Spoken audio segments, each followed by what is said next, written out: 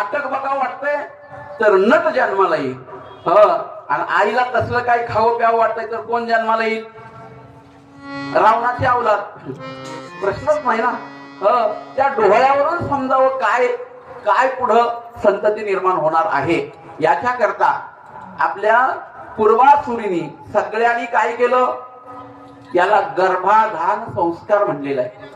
आणि तो संस्कार गर्भावर होण्याकरता काय केलं पाहिजे? गरोदर मातांनी गीता भागवत करीती श्रवण. त्यांनी गीतेचं भागवताचं श्रवण केलं पाहिजे. त्यांनी ज्ञानेश्वरी वाचली पाहिजे. त्यांनी हरिपाठ वाचला पाहिजे. कीर्तन ऐकली पाहिजेत. छत्रपती शिवरायांचा इतिहास ऐकला पाहिजे. मग शूरवीर निर्माण होतील ना. नाहीतर लुडो खेळणारे. नाटक बघावं वाटतंय तर नट जन्माला येईल.